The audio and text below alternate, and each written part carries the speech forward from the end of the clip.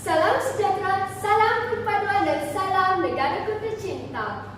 Para hadirin dan hadirat sekalian, bersyukur kita kepada Tuhan kerana dengan limpah dan kurnia-Nya dapat kita bersama dalam gelaran forum.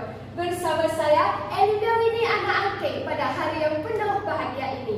Hadirin dan hadirat sekalian, sebelum saya meneruskan memperkenalkan barisan panel kita pada hari ini, maka kita sedia maklum bahawa negara kita Malaysia terdiri daripada pelbagai bangsa, agama maupun budaya, dan masyarakat di Malaysia merupakan masyarakat majmuk. Maka dengan ini, izinkan saya untuk mengupas serba sedikit berkaitan dengan tajuk kita pada hari ini, iaitu faktor kemasukan kaum India ke Tanah Melayu dan cara kedatangan mereka. Seperti yang kita sedia maklum, sejak zaman sebelum merdeka lagi, kaum India telah pun berada di Tanah Melayu. Sebahagiannya terus menetap di situ. Dewasa ini, kaum India merupakan kaum ketiga terbesar yang ada di Malaysia dan telah dibuktikan pada tahun 2018 sahaja daripada 32.4 juta populasi penduduk di Malaysia, kira-kira 6.9 juta daripadanya merupakan kaum India. Kewujudan kaum India di Tanah Melayu mula sama-sama pada abad ke-15 apabila kuasa kolonial mula menjajah Tanah Melayu hinggalah kedatangan British pada tahun 1786. Maka disitulah bermulanya kehadiran kaum India di Tanah Melayu. Baiklah sidang hadirin yang dihormati, sebelum kita menelusuri lebih lanjut dan lebih mendalam kepada topik perbincangan kita pada hari ini, bolehlah sekiranya saya memperkenalkan barisan panel kita pada pagi ini. Di sebelah kanan saya, yang cantik bergaya pada hari ini ialah panel pertama, iaitu Saudari Mededin. Apa khabar saudari? Terima kasih saudari. Saya sihat sahaja. Saudari apa khabar? Saya pun sihat sahaja. Baiklah, di sebelah kiri saya merupakan ahli panel kita yang kedua, iaitu Saudari Fiona. Apa khabar saudari?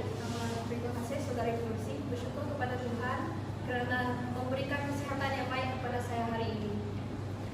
Seterusnya, ahli panel ketiga kita iaitu Saudara Afridi. Walaupun pendiam orangnya, namun petah bicaranya.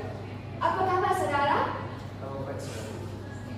Sebelum kita menjelajah dengan lebih jauh, soalan saya untuk ahli panel kita yang pertama, apakah konsep imigrasi penduduk? Silakan saudari. Terima kasih saudari penerusi. Yang cantik oleh perkatinya membawa 1001 persoalan. Terlebih dahulu yang dihormati Encik Firdaus, rakan-rakan panel dan hadirin sekalian. Baiklah, migrasi atau penghijrahan merujuk kepada perpindahan penduduk dari satu tempat ke satu tempat yang lain, di mana perpindahan ini melimpasi sempadan daerah, negeri atau negara. Perpindahan ini disebabkan oleh beberapa faktor. Yang pertama ialah faktor ekonomi, sosial dan politik.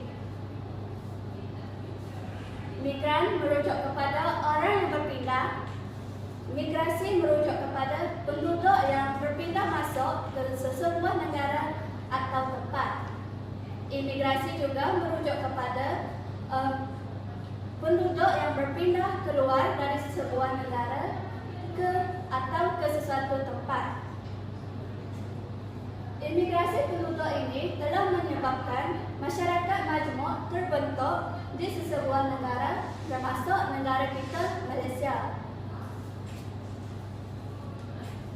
Menurut J.S. Furnivall, masyarakat majmuk ialah masyarakat yang hidup berdampingan tetapi berlainan dalam satu entiti politik. Tanpa adanya migrasi penduduk dari sesebuah negara, maka masyarakat majmuk tidak akan terbentuk. Dalam konteks sejarah, imigrasi kaum Cina dan India telah membentuk sesebuah masyarakat majmuk di tanah Melayu. Saya rasa setakat ini sahaja dahulu. Kembali kepada saudara pengerusi.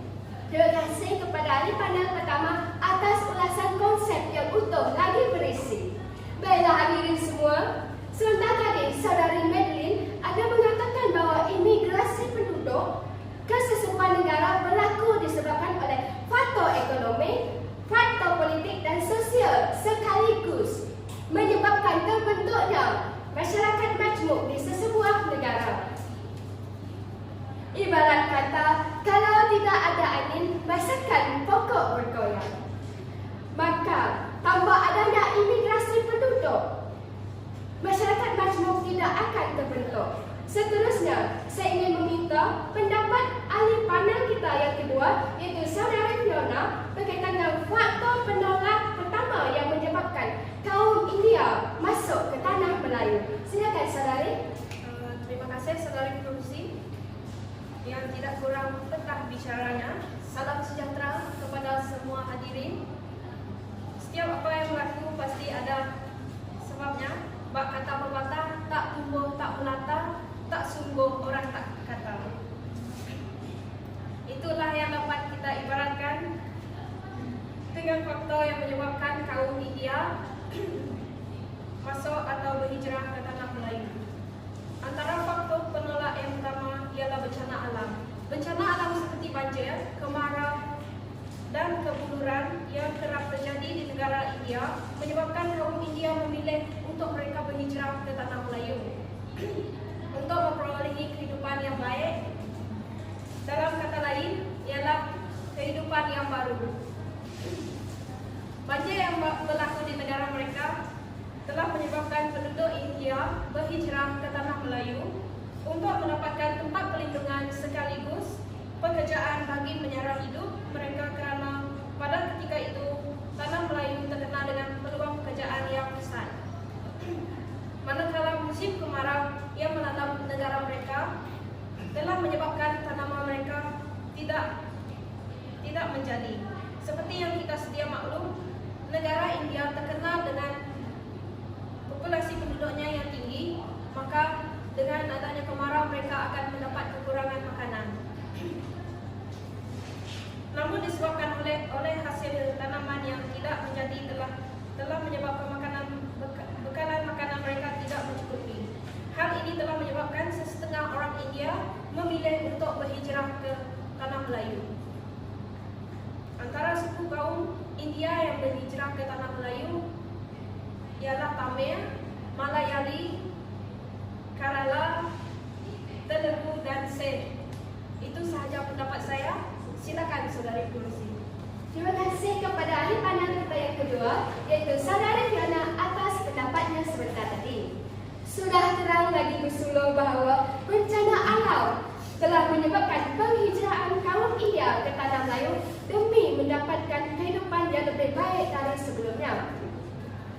Seterusnya, saya ingin menjemput saudara Afrendi selaku ahli panel kita yang ketiga untuk memberikan pendapat berkaitan dengan faktor penolak kedua yang menyebabkan kaum India datang ke tanah Melayu. Silakan saudara. Terima kasih saudari pengerusi.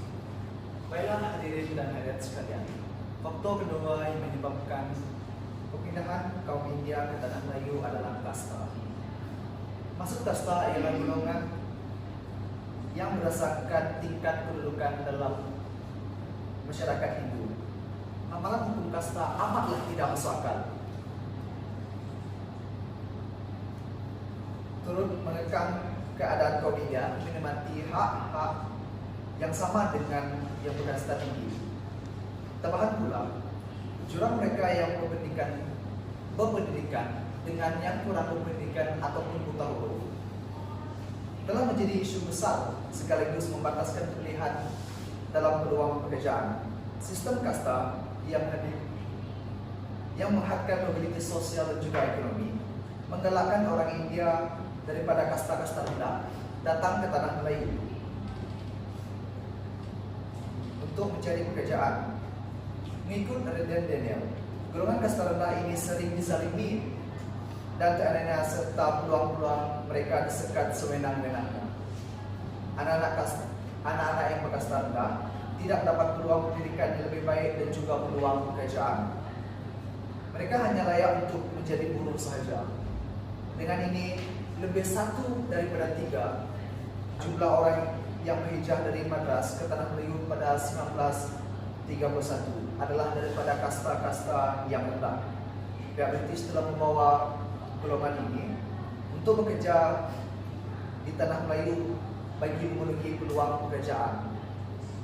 Saya setakat ini saja pendapat saya. Kembali pula kepada Ibu.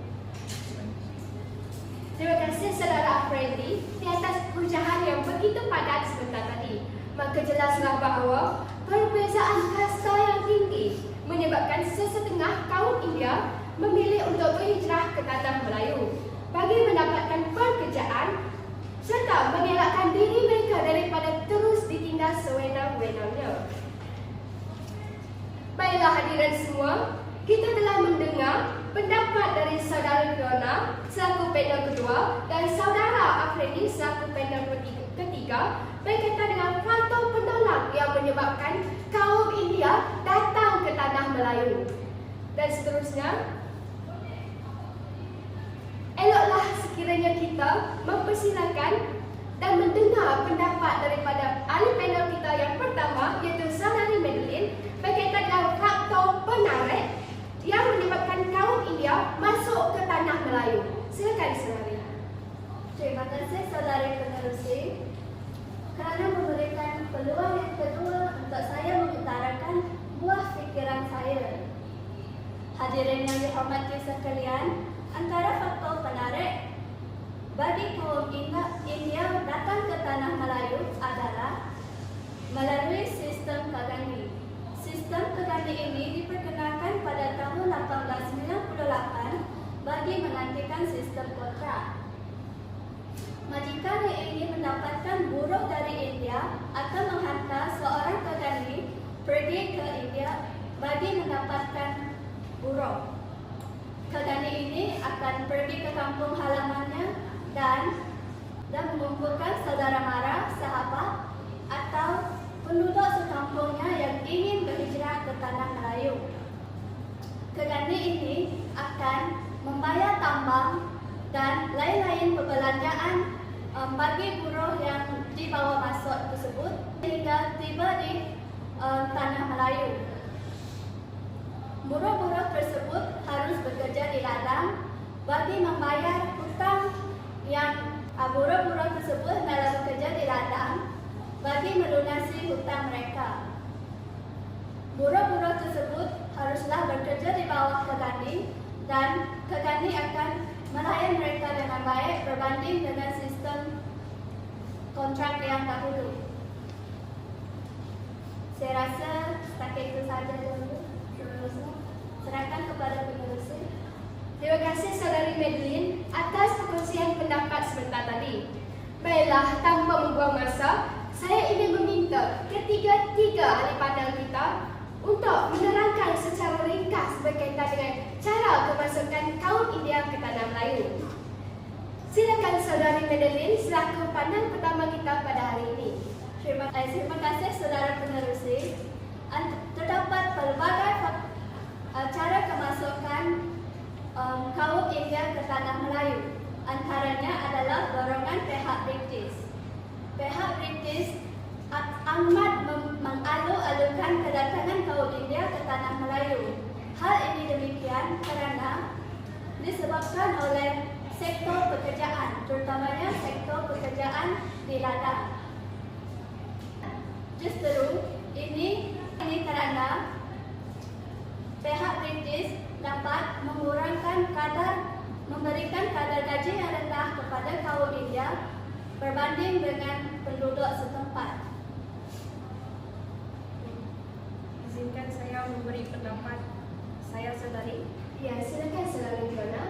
Saya setuju dengan pendapat ahli panel kita yang pertama sebentar tadi, bahawa pihak British sememangnya penyebab utama penghijrahan kaum India ke tanah Melayu. Seperti yang kita ketahui, semasa pemerintahan British di tanah Melayu, pihak British telah banyak mengambil buruh atau pekerja dari India untuk memenuhi sektor pekerjaan di ladang seperti ladang getah.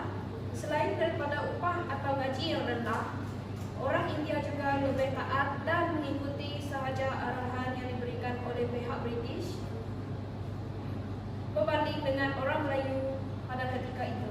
Itu saja daripada saya. Silakan Saudari Lucy. Baiklah, masih dalam persoalan yang sama, iaitu cara kemasukan kaum India ke tanah Melayu. Silakan Saudara. Terima kasih Saudari Lucy kerana telah berlaku adil dalam menanyakan berbagai soalan. Baiklah, cara dimasukkan India ke tanah Melayu juga didorong oleh orang tengah yang dihantar oleh majikan untuk datang ke negara India bagi mengambil sendiri pekerjaan di ladang getah mereka. Disebabkan oleh masalah alam, maka orang India telah memutuskan untuk berhijrah ke tanah Melayu untuk menjadi tempat perlindungan yang baru. Maka mereka pun bersama dengan orang tengah seperti Kendani untuk berhijrah ke tanah Melayu. Saya rasa itu saja pendapat saya. Kembali kepada Saudara. Terima kasih Saudara Friendly atas pendapat itu tadi. Terima kasih diucapkan kepada barisan panel kita pada pagi ini kerana sudi hadir untuk membincangkan faktor kemasukan kaum India ke tanah Melayu dan cara kemasukan mereka. Dapat kita lihat seperti tadi, iaitu terdapat pelbagai faktor yang mendorong kedatangan kaum India ke tanah Melayu dan cara kedatangan mereka. Kedatangan kaum India ke tanah Melayu telah merubah komposisi penduduk yang ada di tanah Melayu sekaligus membentuk masyarakat majmuk di tanah Melayu. Semoga dengan forum ini menjadi wadah yang mampu melahirkan individu yang cakna dengan sejarah masa lampau. Bunga dedap di atas para anak dusun pasang pelita. Kalau tersilap tutur bicara, jemari disusun, maaf dipinta. Saya mewakili semua ahli panel kita pada pagi ini mengucapkan setinggi-tinggi terima kasih kepada semua hadirin kerana sudi menyaksikan